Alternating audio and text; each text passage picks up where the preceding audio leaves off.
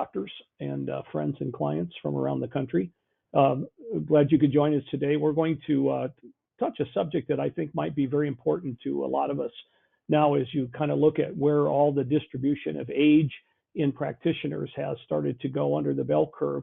We're going to talk a little bit about when and how it is the right time to exit your practice successfully.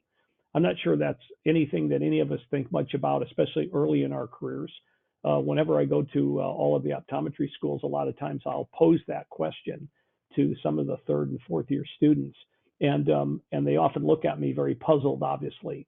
And I say to them, you know, as you sit here today and you're worrying about passing your anatomy and physiology and all the different courses and getting boarded and licensed and finding the forever practice of your dreams, there will become a day, probably quicker than any of us ever like to think about, that there will be a time when maybe you still want to practice optometry, but you may not want to still have the burden, if you will, the responsibility of ownership.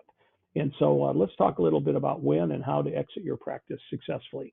And hopefully we'll have a few minutes at the end if you have some questions. There should be a chat box there to be able to ask a few questions. Here's just a little bit. We could probably have this list, could probably have 20 different bullet points on it. But here's just a few of the things in the half hour we have available to us today. How do you know when it is the right time? And I think that is a very important quality, is the timing of that really impacts how successful a transition will be. We'll talk about a couple of the key factors that influence not only the market value of my practice, but the innate financial value of my practice as well. We'll just touch on quickly private equity, because as many of you I'm sure know, and you probably have colleagues in your part of the country, in your community that might have sold or have talked to private equity as an option for a successful transition.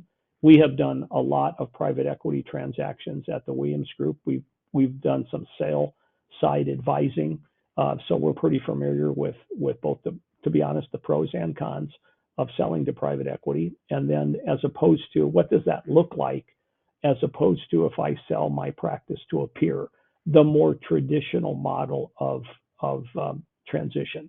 So we'll take a look at private equity versus peer-to-peer, and then we'll just touch on what we see sometimes are some of the common mistakes that our colleagues make around the country when they don't have such a successful transition. And unfortunately, that happens maybe more times than you might think. And depending on perhaps where you practice in the country, you may know and have had colleagues who were unable to sell their practices.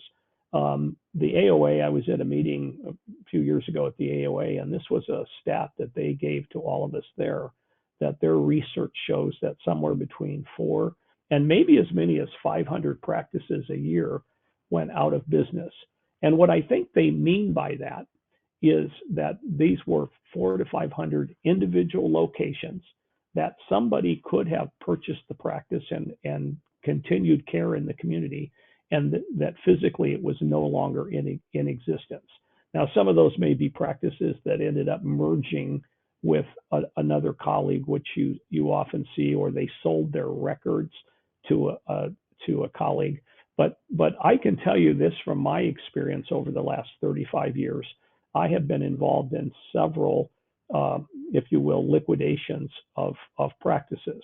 I'm working with a couple now that have engaged us in trying to help them orderly transition the business. And so I think the statistic is probably pretty true. And there's probably a lot of reasons for that, some of which we're going to touch on today. Now, that's maybe the bad news. I think the good news is that in many ways, we're in the golden age of practicing optometry. All the research seems to show that somewhere between 10, maybe as many as 11,000 people are turning 65 every day. And of course, I don't have to tell all of you optometric physicians on the webinar today that obviously as we age, just like the rest of our systemic systems, as we age, the incidence of eye disease increases. So this is a huge amount of people that are aging in the United States, obviously, which impacts all kinds of issues in our healthcare system. But germane to our webinar today, obviously all of these people are going to, in an increasing amount going forward, are going to need eye care. And the profession that is obviously best situated, both in terms of the number of doctors and the distribution geographically of doctors to provide that care to an aging population, is optometry.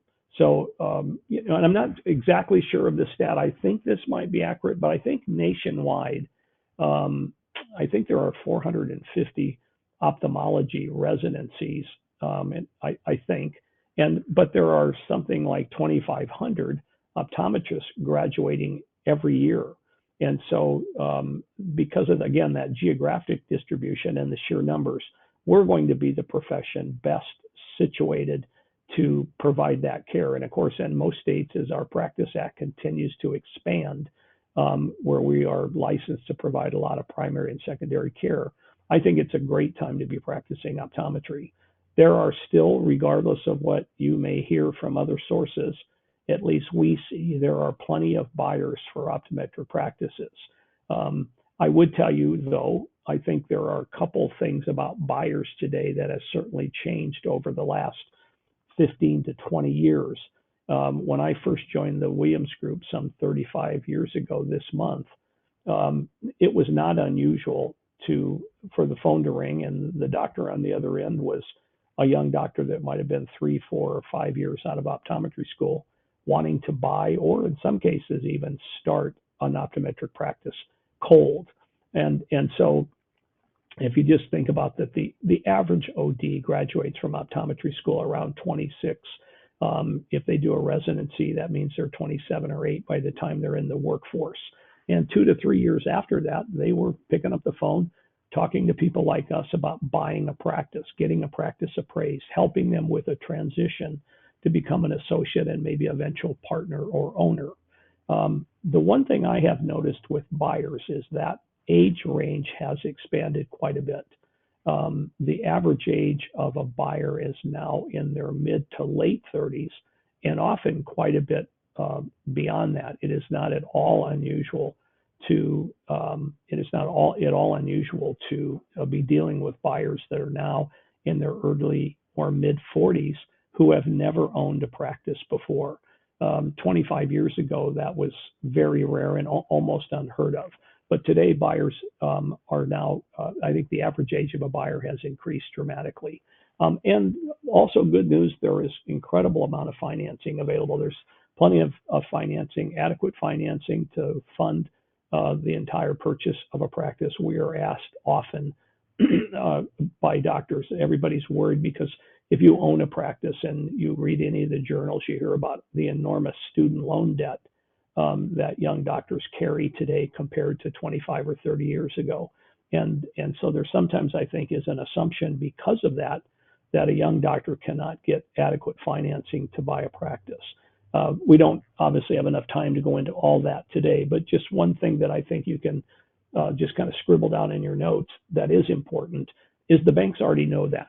And so they already factor that into all of their ratios and the way they look at a young doctor buying a practice. So the banks are not scared of the fact that many of our young doctors have a lot of debt when they come out. So with an enormous amount of people turning 65, I think it's a great time. There's plenty of money. There's adequate buyers. And so if you do it right, you can really ensure that the transition or your practice will happen. What motivates a doctor to add a partner or to sell their practice? It's probably the entrepreneurial dilemma, right? When you own a business, and in this case today, when you own an optometric practice, which ultimately is a business, every business owner, whether you own 100% of it or you're in partnership with other doctors and own a part of it, at some point, most doctors at some point decide or start to think about, how do I transition my ownership from myself to someone else? That doesn't mean, however, that I have an intention not to practice optometry any longer. Sometimes that's far from the truth. But a lot of doctors start to think about what will that look like when I transition. And there's a lot of reasons for it. There's probably many reasons for it. quite frankly, one of the reasons is that, as all of you know, you've put a tremendous amount of money, beside the blood, sweat, and tears. You put a lot of treasure into establishing, building, and continuing to develop your optometric practice. In the business world, they talk about CapEx, capital expenditures, and it takes a lot of money to continue to keep your practice state of the art and on the cutting edge. And so every business owner, when they've put a lot of money into a business, they want to ensure that they can get some of that money back. So for some people, they just get to a point where they want to start to go to cash and get a return on their capital investment. Frankly, I would say this is maybe one of the overwhelming motivations for a doctor to think about transitioning out of a practice, and it's the stress of ownership. You may love practicing, and most of our clients have always said how much they enjoy the patient care. But what they often don't enjoy, especially today, is the stress of ownership. Trying to manage a staff, trying to motivate a staff. In many parts of the country, it's very difficult to find good staff. And there are lots of challenges, managing your cost of goods, managing your inventory, all the third-party issues that you have to deal with, and frankly, keeping up in the profession as a clinician. So all of those things can create a fair amount of stress that lead a lot of doctors to think about maybe it's time to retire. And then because of that retirement maybe changes my lifestyle. Because one of the things I think that's difficult among all the things one of the things that's difficult about being a clinician is that you're tied to a schedule. And so when you have a busy practice and you see patients every 10 to 15 minutes, that kind of lessens your flexibility. You have to think ahead, plan ahead to take time out and be out of the office. And so retirement, selling my practice, really changes my lifestyle. And then the motivation to change my lifestyle may be for personal or professional reasons, but it certainly opens up an opportunity for me to think about doing other things once I am no longer, tied down to my practice. So one of the things that is also, I think, really, I don't know that I could overemphasize this enough. I think to have a successful practice transition, and again, whether this is, and this is probably, to be honest with you, maybe a little more acute if I'm in solo practice. If I'm in a partnership, if I have another partner or partners, maybe I'm in a group practice with 3 or 4 other doctors. Hopefully, if you structure your buy-sell agreement correctly, there will be an orderly mechanism to orderly transfer the ownership of the practice. But if you're in solo practice and you own all of your practice, I think the timing of when the transaction is to occur becomes really important. Depending on the model that you choose, the way in which you go about transitioning, to be honest with you, it can take 2-3 years on the low end to as many as 5 years on the high end side. And a little bit of that depends on whether I'm going to do a partnership, meaning I'm probably going to hire an associate to join me for a couple of years and then make them a partner with the hope that at some point in that 3, 5 to 7 or 8 year window, that associate that became my partner will buy me out. And that's a model that is used often, but I would tell you that's a model that also probably takes the most time, because finding the right associate can be difficult. Making sure the fit is good can take time. And so depending again on the model you use, planning ahead and starting to think about an orderly transition is really important. I think another thing that you often see is that rural practices probably take a little longer to transition than practices in maybe larger urban areas. And frankly, one of the reasons for that is many young optometrists today, if they have a spouse or a significant other, their spouse or significant other, it more likely than not is another professional. They may be a pharmacist, they may be a dentist, they may be another optometrist, they may be a physician, they may be a lawyer. And so often when people are thinking about buying a practice, one of the things, of course, they look at in the location is, can my spouse find gainful employment in his or her occupation? I'm of the opinion that some of the best practice opportunities, however, are in rural communities. Your ability to practice high-level, full-scope medical optometry in many rural areas is tremendous. Generally, not always, but generally, because the cost of doing business in a small rural community is less than in a big metropolitan area. Your overhead expense as a percent of your overall revenue, your expenses are quite a bit lower, which means that your net income is quite a bit higher. We have some clients in the New York City area and in downtown Los Angeles and San Francisco and in Chicago, where people pay anywhere from $55, $60 to $85, $90 a square foot just for their space. Which of course, obviously in a smaller rural community, you just simply don't have. And the other really big one, and this is a hard one to gauge, and so I just kind of throw this out there as something to think about. I think another question that every doctor has to ask themselves: are they ready psychologically to transition and move from working full time as an optometric physician to maybe their second act? It's really a kind of an issue of identity. It isn't in every optometrist, of course, but in many optometrists. If you have practiced optometry for 40 or 45 years, for most of your adult life, your identity, your sense of who you are is that you're an optometric physician. And then when you sell your practice, especially if you sell your practice and decide you're going to retire fully, then that sense of identity really changes. For some doctors, it's quite easy, and for others, frankly, it can really be a struggle. And so, because I'm not really always sure what my second act is. And so, again, when we talk about timing, I think that is something that every doctor, especially maybe if I'm in solo practice and I'm going to do a complete sale of my practice, I think a question that you have to ask yourself: am I ready psychologically to let go of this practice and sell it and change ownership? And then finally, a big part of the timing is, am I financially ready for retirement, including my health care? I have had more conversations with doctors who might be in their late 50s or very early 60s who talk about selling their practice.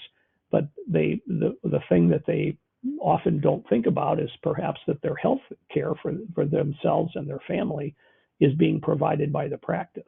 And if I'm going to sell my complete practice and retire, that is obviously a big concern if I'm not Medicare, for example, Medicare eligible. So being financially ready for retirement, including things like healthcare and planning for that long road ahead financially, is really important. And that, again, is why it really takes, there's a pretty long runway to get ready for that. And so there are probably many other things that relate to timing, but those are just a few. Again, depending on the model you choose and whether you're in an urban or rural environment, am I ready psychologically to do it? And then am I financially ready to do it?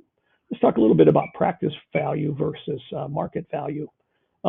You probably all know a great deal. A lot of this has been widely written on, and I've lectured and done webinars on it. The good news is that practice value has stayed very, very constant over the last several years. An optometric practice is really like any business.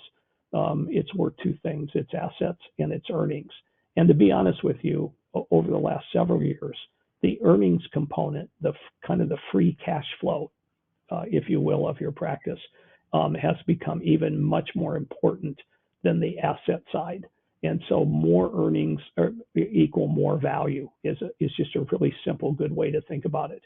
And when you talk to the banks, or if you're thinking about selling your practice and you have a young doctor who is going to be going to the bank for financing, the banks really don't put much emphasis on the hard physical assets of the business. What they really look at today is what the earnings of the business are. Again, in the standard practice, and there's some Obviously, there's some variations in this theme, but the standard asset appraisal of a practice. So if you were looking at the value of your practice today, and I think this is important because when you think about timing, um, I don't think for most doctors the sale of their practice will be the entire portfolio of their retirement, but it is a large part, and in some cases a very large part of my overall retirement nest egg.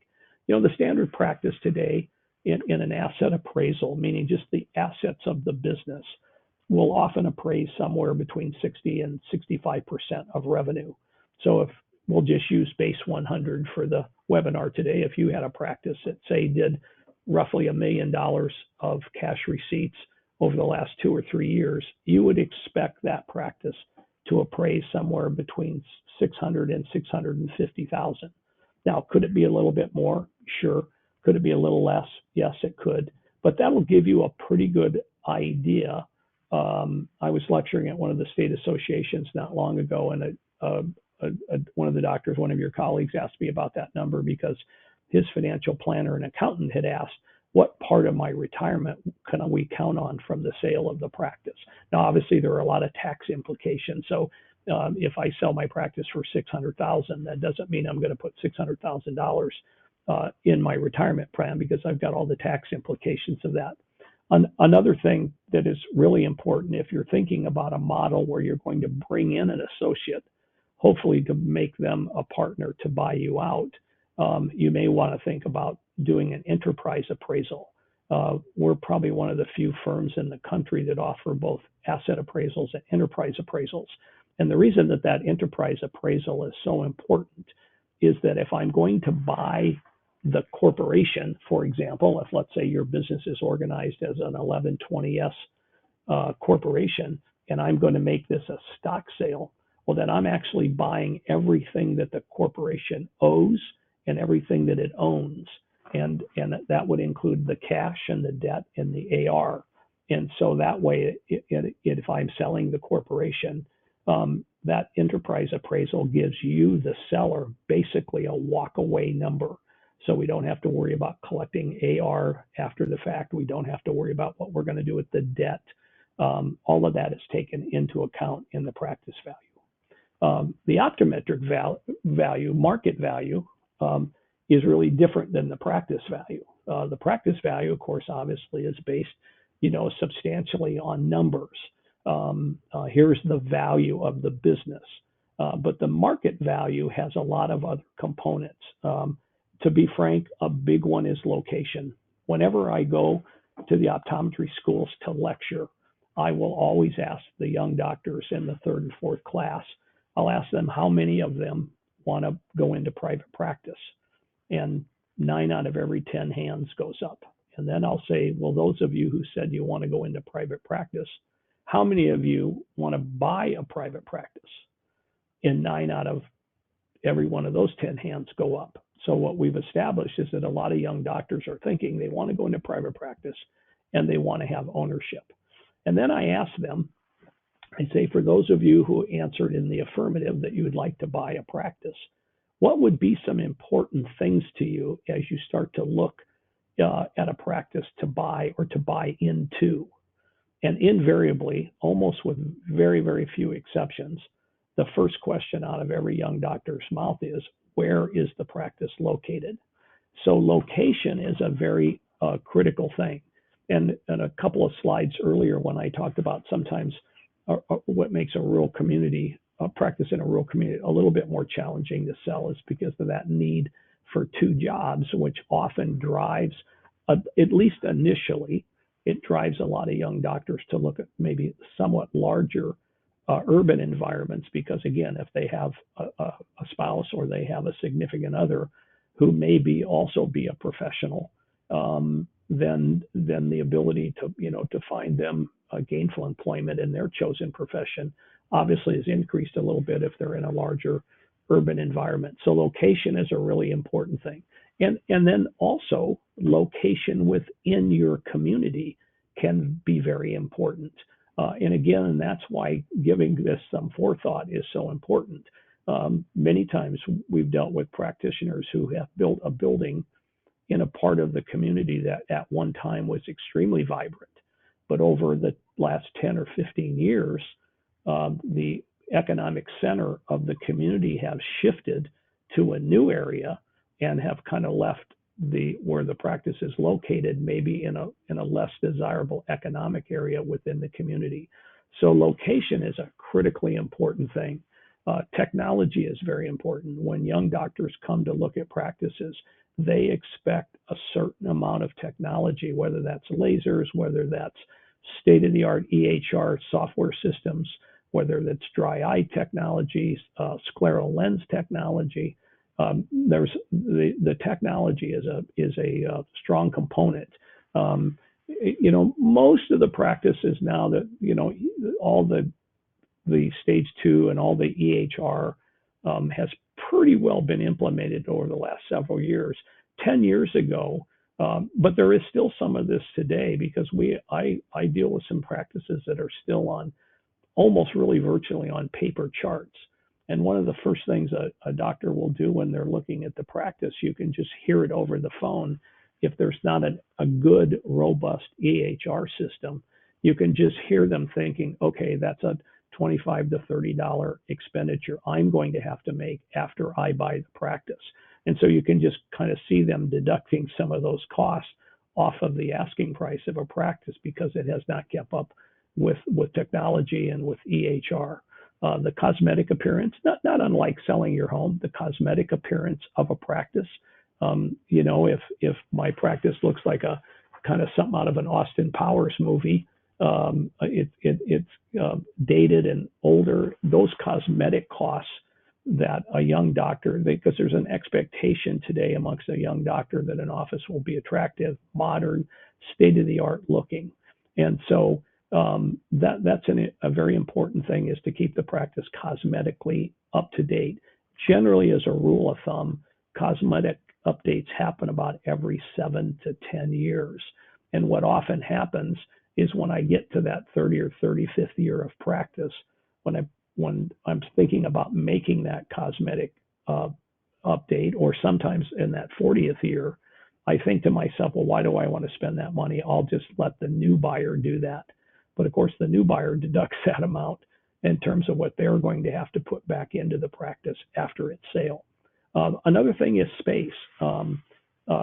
Sometimes an office, I've had a lot of transactions stall out because when a new doctor looks at the space requirements to practice modern optometry and to be able to provide a lot of medical care, they may feel there's not adequate space in the current location.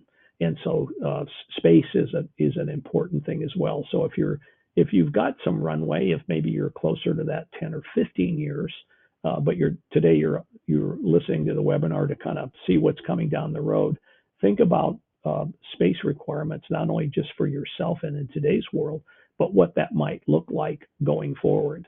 Now, one area where we've been very fortunate in the space environment is that as the footprint of optometry has become smaller, technology has allowed us to do a lot more in a limited amount of space. And then finally, cash flow. Cash flow is a very important thing that may make my practice more attractive to someone else, because often, depending on some factors, a young doctor may be looking at more than one location, maybe more than one practice to buy. And so again, as I mentioned earlier, especially in terms of financing, increased cash flow is really a very important thing for a young doctor, especially to get a practice financed.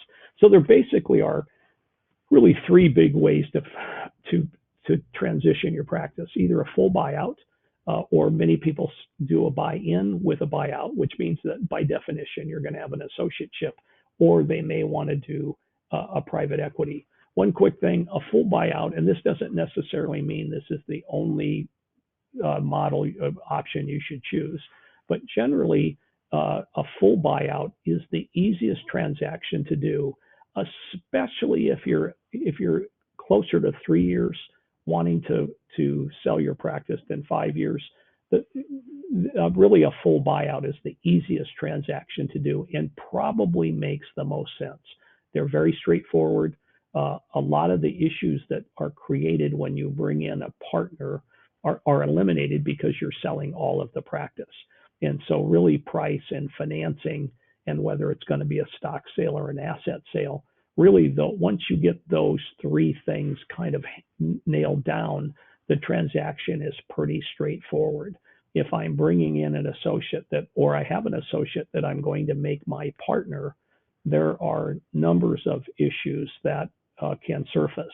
I had a chat with a doctor today that has a fairly large practice, and he just runs the practice as a traditional sole proprietorship, files a Schedule C.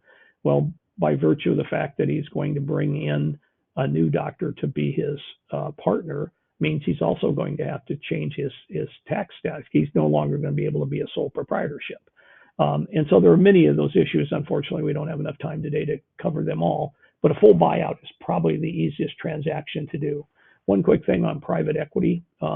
Private equity can work. It can be a very good option. The one thing about private equity, it is not a good short-term option. In other words, private equity is not a model that if I just want to get a check and walk out the door, private equity is not probably a viable option for you. This varies a little bit, but generally, depending on the part of the country you're in and whether you're in a larger community or a smaller community, generally in private equity, you're going to probably plan on working 3 to 5 years after the sale. And most of your private equity transactions tie some of the purchase price to that work time frame. Sometimes they refer to that as an earnout. So you may get half the money up front. If your purchase price were going to be $1 million, you may get half of that, $500,000 up front, but then you're going to be bound to a 5-year employment contract. And each year that you fulfill your contract, you'll get another $100,000. So then after the 5-year period of time, you're 100% whole. And if then you decide that you don't want to renew your employment contract, fine, you're whole. You've fulfilled your obligation and got all your money. But if you wanted to be out in a year or 6 months, private equity is generally not a very good option for you. Again, although in the larger the community, generally there are some exceptions, but generally the larger the community, the shorter that time span. I've done in very large communities where there is a large supply of optometrists. I've had some private equity deals where 2 years, the doctor only had to make a 2-year commitment, and the private equity group was pretty comfortable and confident they can replace him or her in that 2 to 3 year time frame. And just one last kind of rule of thumb: there's no question that generally, again, I will get more money at more of a purchase price. On average, the purchase price will be somewhere between 35 and 50% more than it will be if I do a sale peer to peer. And so if money is the driving force, returning your investment on your capital, then you may well look at a private equity option, because unquestionably you'll get a little bit more money for your practice than most likely from a peer. Right now, the banks are still financing at that 65% level, not at 100 or 110%. Finally, we'll just finish up with a few things. I can't probably overemphasize that. Probably, I think there are 2 or 3 of the biggest mistakes I see doctors make is they wait too long to plan for the transition. And I think this is particularly acute if I am in solo practice. If I just own all of my own practice, then waiting too long to structure an orderly transition and sale can be very difficult. So waiting too long is a big one. Here's another very important thing. If you know that over the next 2 years to maybe no more than 3 or 4, that you are probably going to be selling your practice and transitioning out, don't take on too much debt. The amount of debt in the business is going to reduce your equity. And really what you're selling is your equity. And the best analogy to kind of get your head around on this is it's like a house. If you have a home and your home is valued at $500,000, but you have $300,000 of debt against it. You have a $300,000 mortgage against it. It doesn't impact the value of the house. When the appraiser comes and appraises the house and says your house is worth $500,000, but when you go to sell that house, obviously, right, you get a purchase price of 500, but out of the 500, you have to retire the debt, the mortgage of 300,000, which means your equity, what you obviously walk away with, is 200,000. And a practice works the same thing. If you buy a $150,000 laser, $150,000 worth of laser equipment, and then 6 months later you are going to sell the practice, obviously that debt will have to be retired at closing. All the major banks will require that debt to be free and clear. So be careful of how much debt you take on. And it's fine if you do, just realize the debt will reduce your equity dollar for dollar at the sale. Another really big one we see a lot, and this is an important one, the bullet point 4, if there's a natural tendency to start to reduce your production, 2 to 3, sometimes as much as 4 or 5 years before I'm selling the practice. And a lot of times the doctor will say to me, I was doing 800,000 and now I'm doing 600,000 because I've cut back a day and a half of production. And so they often want to think about their purchase price or the value of the business based on when it did 800,000 and not 600,000. And there's 2 very important issues there to think about. One, the selling doctor will say to me, well, if Mary Jones just adds another day a week or a day and a half a week, she'll be right back up to 800,000.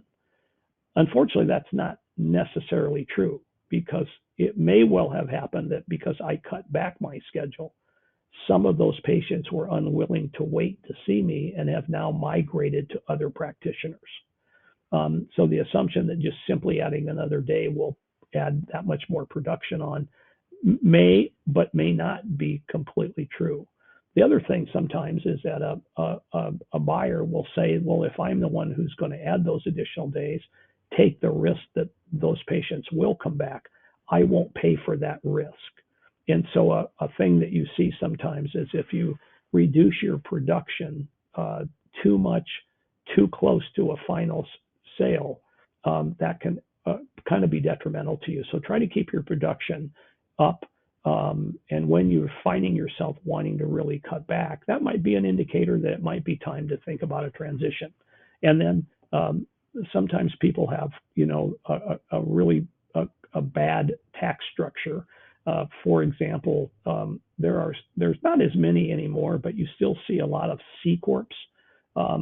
And because of the tax structure in a straight 1120 C corporation, because of the double taxation of a standard C corp, you can leave a lot of dollars on the table.